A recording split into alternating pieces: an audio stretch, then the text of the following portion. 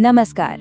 कभी सोचा है कि अगर कोई एक हफ्ता मतलब पूरे 7 दिन तक सोए ही नहीं तो क्या होगा? ये सिर्फ थकावट से कहीं ज्यादा बड़ी बात है। आज हम यही जानने वाले हैं कि कैसे नींद की कमी हमारे शरीर और दिमाग को अंदर से तोड़कर रख सकती है। तो चलिए इस सवाल की गहराई में उतरते हैं। क्या हमारा शरीर बिना सोए चल भी सकता है? क्या होगा जब दिमाग को खुद को रिचार्ज करने का मौका ही ना मिले? आइए देखते हैं कि साइंस इस बारे में क्या कहता है। तो चलिए इस सफर की शुरुआत करते हैं पहले 48 घंटों से।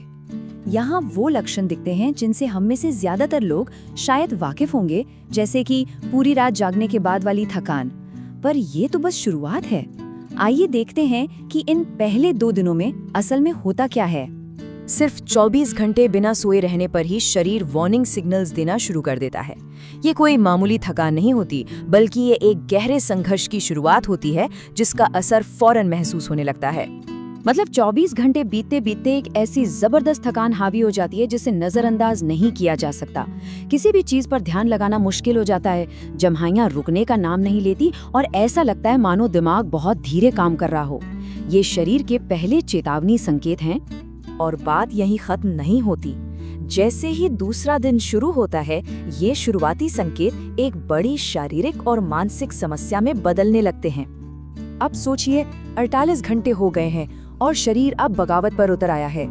आंखों में जलन होने लगती है, सिर में एक लगातार दर्द बना रहता है और मूड तो पल में अच्छा और पल में एकदम से चिड़चिड़ा हो जाता है। और तो और याददाश्त भी धोखा देने लगती है। अब हम एक ऐसे पड़ाव पर आ गए हैं जहां से चीजें बहुत ज्यादा खतरनाक होने वाली हैं। नींद की कमी अब सिर्फ जिस्मानी नहीं रह गई है, ये एक दिमागी जंग बन जाती है, क्योंकि दिमाग का हकीकत से राब्ता टूटने लगता है। तीसरे दिन की शुरुआत होते ही बात सिर्फ जिस्मानी थकावट की नहीं रहती। अब हम दिमाग के उन अंधेरे कोनों में झांकने लगते हैं जहां से असली खतरा शुरू होता है। यहाँ से शुरू होता है हेल्यूसिनेशंस का दौर। दिमाग इतना ज्यादा थक जाता है कि वो ऐसी चीजें बनाने लगता है जो असल में हैं ही नहीं। ऐसी चीजें दिखाई और सुनाई देने लगती हैं जिनका हकीकत से कोई लेना देना नहीं होता। और चौथे दिन तक आते आते ये सिर्फ कुछ अजीबोगरीब देखने या सुनने तक नहीं रहता। अब असली जंग शुरू होती है हकीकत और वहम के बीच। इस पॉइंट पर आकर दिमाग का कंट्रोल पूरी तरह से हाथ से निकलने लगता है। हकीकत और कल्पना के बीच की जो लाइन है ना, वो इतनी धुंधली हो जाती है कि ये बताना ही मुश्किल हो जाता है कि क्या सच है और क्या थके हुए दिमाग का कोई डरावना सपना। एक तरफ दिमाग अपनी जंग लड़ रहा है और दूसरी तरफ अब शरीर भी जवाब देने लगता है। हम उस कगार पर हैं जहां शरीर के अंग एक एक करके शटडाउन होना शुरू हो सकते हैं। 5वां दिन और अब एक और खतरनाक लेवल पार हो चुका है। अब हमला सिर्फ दिमाग पर नहीं है, बल्कि शरीर के सबसे जरूरी सुरक्षा कवच पर हो रहा है। जो हमारा इम्यून सिस्टम है, यानी बीमारियों से लड़ने की ताकत, वो बुरी तरह से कमजोर पड़ जाती है। मतलब एक मामूली सी सर्दी खांसी भी जानलेवा बन सकती है। शरीर अब अपनी हिफाजत करने के काबिल नहीं रहता। अब है 6वां दिन और हम टोटल शटडाउन के बहुत बहुत करीब हैं। दिमाग के फंक्शंस इतने बिगड़ चुके होते हैं कि शरीर के मामूली काम भी नामुमकिन लगने लगते हैं।